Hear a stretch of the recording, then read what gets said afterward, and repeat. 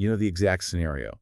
A patient walks into the clinic, or maybe they've just been referred from A&E after a classic fall on an outstretched hand. Right, the most common story we hear. Exactly, and they're complaining of some dorsal wrist pain, maybe a bit of swelling, but they can still move it.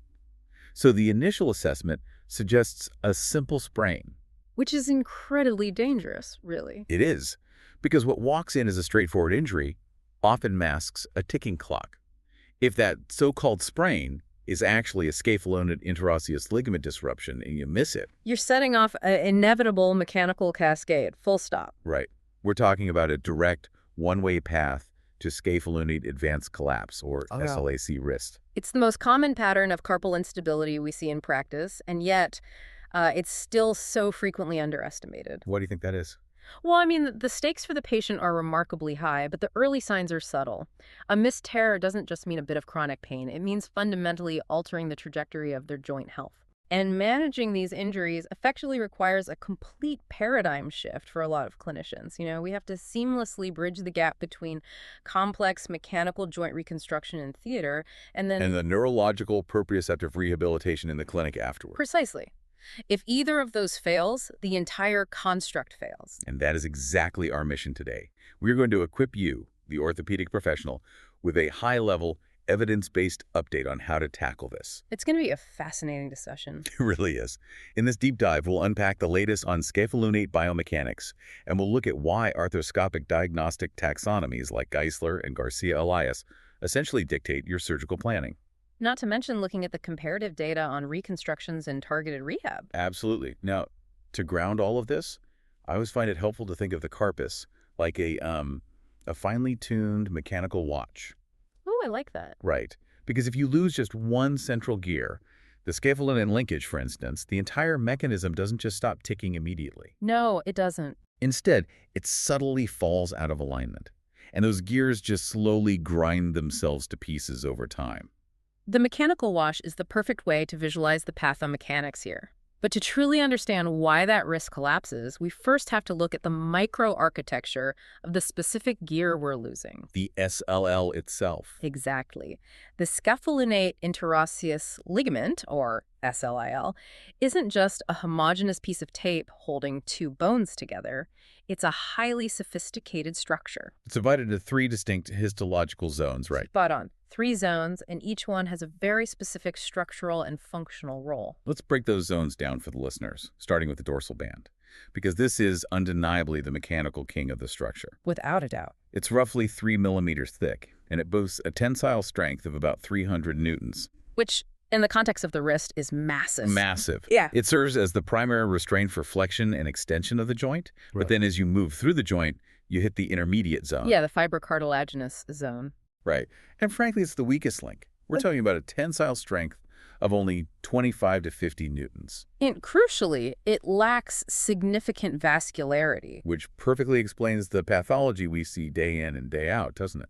It really does. Because that intermediate zone is avascular and structurally weak, it's precisely where we so frequently see degenerative perforations originating, especially in older patients. It just doesn't have the blood supply to repair the microtrauma over time. Exactly. It just wears away.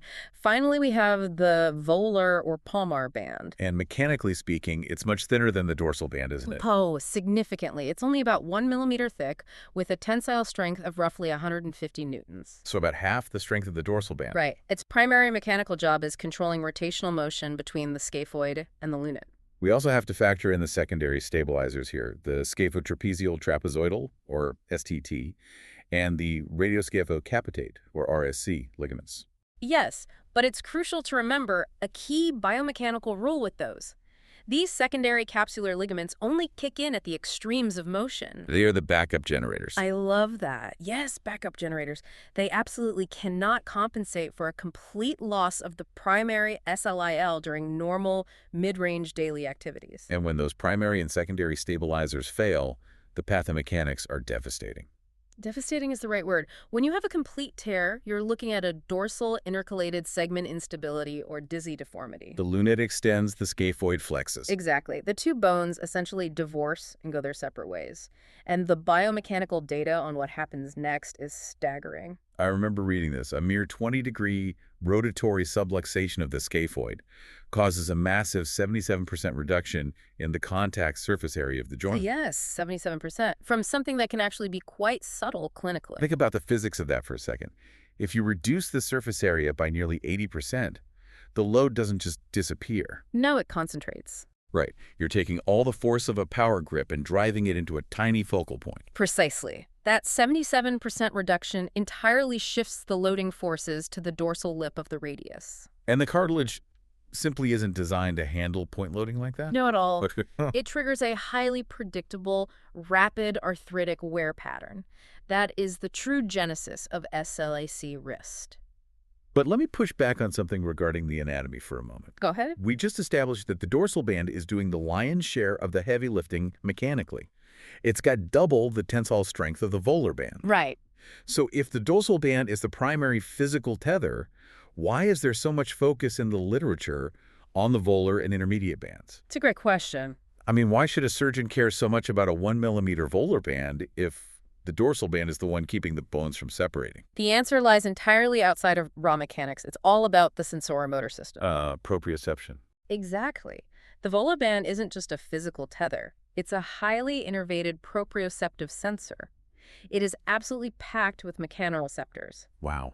So when a patient loses the volar band, they're effectively blinding the wrist's neuromuscular control. You're stripping the joint of its ability to reflexively recruit the surrounding forearm musculature to protect itself under dynamic loading. Exactly. It's an early warning system. So if the volar band is torn, the brain literally doesn't know the joint is under dangerous stress until it's too late. That's the crux of it. The brain loses its map of the carpus. That makes so much sense. And that dynamic element, the fact that the joint is failing under load but might look okay at rest, is exactly why standard static radiographs often miss the crucial early window for intervention. Because relying purely on a static X-ray requires us to wait for gross mechanical failure before making a diagnosis. Right. Is relying on a PA and lateral X-ray to diagnose early SLAL injury, a bit like looking at a photograph of a parked car to figure out if the engine knocks at 70 miles per hour. That is a brilliant way to put it. It's the exact same logic. Dynamic instability invariably precedes static deformity. Invariably. If you wait for a dizzy deformity to present itself on a static film, you're missing the pre-dynamic phase. And that pre-dynamic phase is precisely when the healing potential of the ligament is at its absolute best. Exactly. Yeah. I mean, we all know the late radiographic signs you're eventually going to see if you wait long enough. Oh, sure. The Terry Thomas sign, where you have a scapholunate gap of more than 3 millimeters. Right. Or the scaphoid ring sign on the AP view, indicating that the scaphoid has flexed forward and you're looking at it end on. And, of course, a scapholunate angle greater than 65 degrees on the lateral view. But by the time those show up, the game has changed completely. It's too late for the easy fix. Exactly. By the time you see a classic Terry Thomas sign, the biological environment for a simple primary repair has often completely passed. Because the secondary stabilizers have already stretched out. Precisely. This is why wrist arthroscopy remains the undisputed gold standard for early, accurate diagnosis. Because it allows us to view the ligament dynamically. We can stress the joint in real time and physically probe the interval. Which brings us to the Geisler arthroscopic classification. This is really how we dictate our understanding of the severity when we're actually in theater. Let's avoid just reading the Geisler grades like a textbook here. Let's talk about what they actually mean when you have a scope in your hand. Good idea. So grade 6 is mere attenuation or hemorrhage of the interosseous ligament, as seen from the radiocarpal space. The carpal alignment is normal. Right. Then grade 2 presents with attenuation and a slight gap, but a standard arthroscopic probe won't pass through the interval. So the mechanical integrity is mostly still there. Mostly, yes. But grade 3 is where the algorithm shifts, isn't it? Yes, grade 3 is the pivot point. There is obvious incongruency, and a 1 millimeter probe passes directly through the gap between the carpal bones. You can literally feel the loss of resistance. And then you hit grade 4, which is gross instability. This is the classic drive-through sign. It's an unmistakable feeling for a surgeon. The 2.7 millimeter arthroscope passes freely from the radiocarpal joint right into the midcarpal space. Just drives right through. Just right through. There is no resistance. The primary linkage is entirely gone. But, diagnosing the tear with the scope is only half the battle. Deciding how to actually treat it requires a much more comprehensive framework. Absolutely. You can't just say, oh, it's a grade 4, let's do a tenodesis. Right. And this is where the Garcia-Elias staging comes in. It forces you to think systematically. The Garcia-Elias system is essential. It stages the injury from 1 to 6 by forcing the clinician to answer 5 very specific, pragmatic questions. Let's go through those. Number 1, what is the integrity of the dorsal ligament? Right. 2, what is the biological healing potential?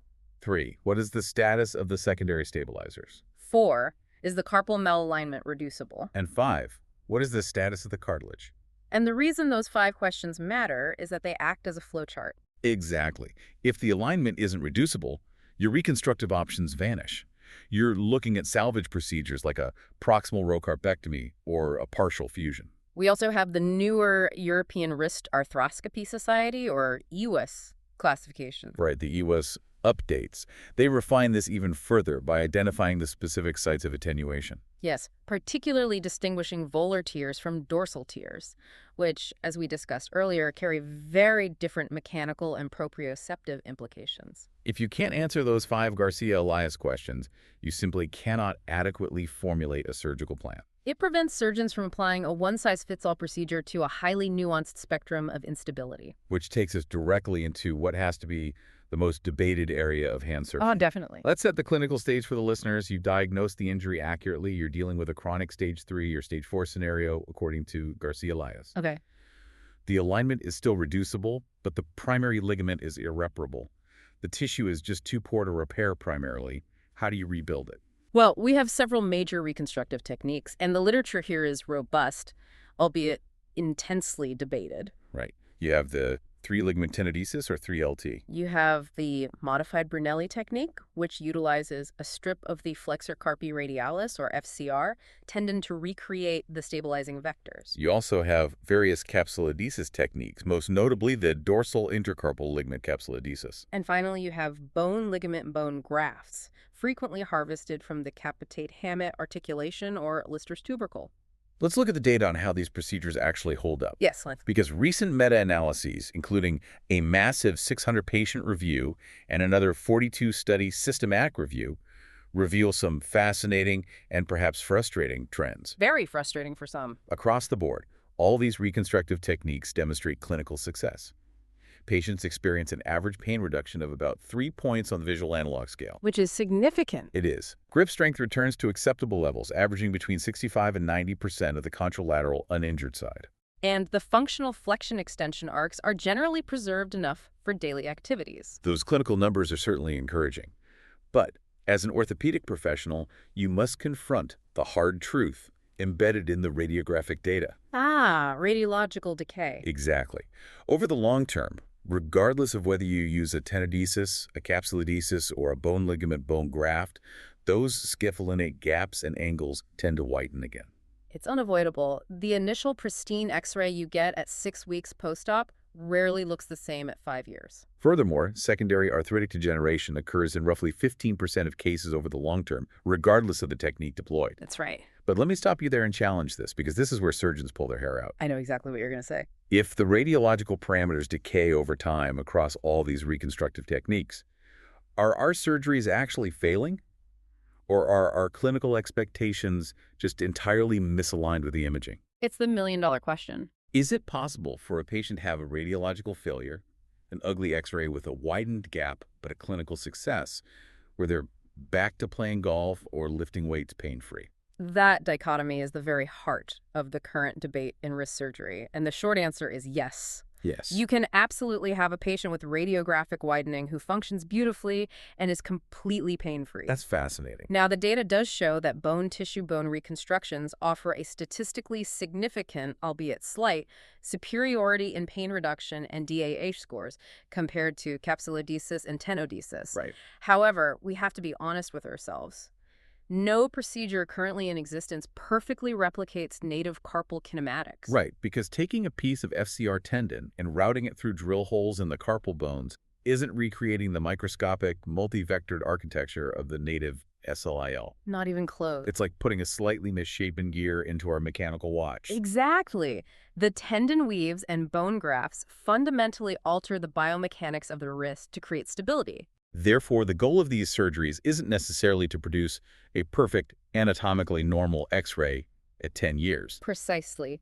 The primary goal is halting or significantly delaying the progression of SLAC, reducing the patient's pain, and maintaining a functional load-bearing joint.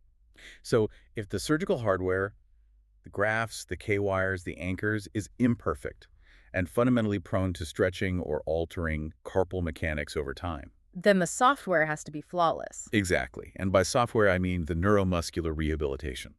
If the surgery is just buying us time and providing a mechanical scaffold, the rehab protocol must be meticulously executed to protect that repair. That is the perfect transition. The surgical reconstruction provides the temporary scaffold.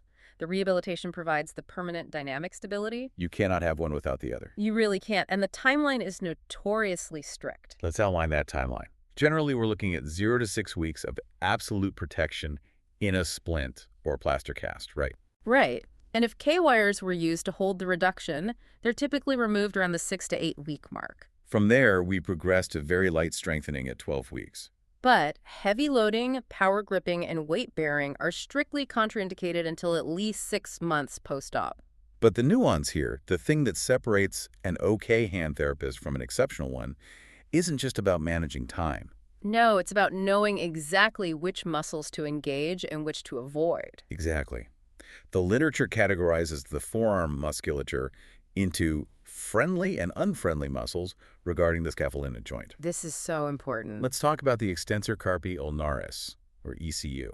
This is a highly unfriendly muscle. Oh, absolutely. When the ECU contracts, it strongly pronates the scaphoid and actively widens the scapholunate interval. I often tell therapists to treat the ECU like radioactive material in the early phases of rehab. Radioactive material, wow. Truly. If a patient aggressively targets the ECU early on, they can physically pull your surgical repair apart. Because the vector of that muscle works in direct opposition to the healing ligament. Exactly. The therapy must completely avoid it. Instead, we must target the friendly muscles. And these are the muscles that dynamically compress the scaphoid and lunate together. Right. So we're talking about the extensor carpi radialis brevis, the flexor carpi radialis, and the abductor pollicis longus. Yes. Strengthening these specific vectors provides a muscular brace across the healing ligament. It's essentially an internal dynamic splint. Precisely. And the timing of when we activate this muscular brace is evolving rapidly. Because traditionally, we kept these wrists completely locked down and immobilized for weeks, Yeah. right? We were terrified of ruining the repair. We were. But recent multi-center studies have shown that early active motion protocols, starting light guided motion at just 3 to 5 days post-op, are non-inferior to late active motion protocols. Really? Just 3 to 5 days? Yes. Early motion allows for an earlier return to function without increasing the complication rate or causing a loss of radiographic reduction. Which makes sense when you think about it. Because if you immobilize a joint for too long, you're not just stiffening the capsule, you're starving those proprioceptive sensors we talked about earlier. Exactly. Early motion prevents capsular contracture while stimulating the mechanoreceptors. And this is where proprioceptive exercises become paramount. Therapists frequently utilize the dart thrower's motion. Why is that specific motion so critical?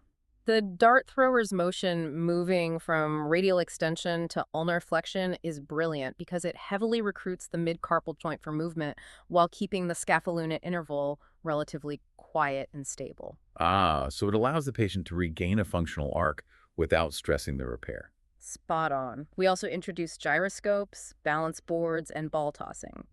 I always stress to patients, these exercises are not about building raw strength in your forearm. No, and They're about training your nervous system. so we're effectively treating the post-op wrist almost like a stroke rehabilitation. That's exactly it. It's not just about doing wrist curls to build up a bicep or a forearm flexor. It's about neurological re-education. Right? We're literally teaching the patient's brain which specific muscles to fire and in what exact sequence to protect the vulnerable joint. That is the exact mentality clinicians need to adopt. When that highly innervated volar ligament tears, the local sensoromotor pathways are severed. The brain loses its map of the joint. Right. Rehabilitation is the painstaking process of redrawing that map. Building dynamic carpal stability through conscious, targeted muscle sequencing is the only way to protect the static surgical reconstruction from eventual failure. Because if you don't rewrite the software, the hardware will eventually break. Absolutely. It fundamentally changes how we view the entire treatment pathway, from the moment they walk into the clinic to the day they're discharged from physio. It really does. Identifying the injury early requires understanding that the dorsal band provides the mechanics, but the volar band provides the sensors. Essential. We have to stage the injury accurately, moving beyond the limits of static x-rays and embracing dynamic arthroscopic evaluation with frameworks like Garcia-Elias. We have to accept the biomechanical limits of current surgical reconstructions, acknowledging that a clinical success often outpaces radiographic perfection. Exactly. And finally, we have to master the neuromuscular rehabilitation to safeguard our surgical outcomes. Now, if you found today's deep dive useful for your clinical practice, please leave us a rating and share this with your colleagues. And as we conclude, I want to leave you with a question regarding the future of carpal instability management. Let's hear it.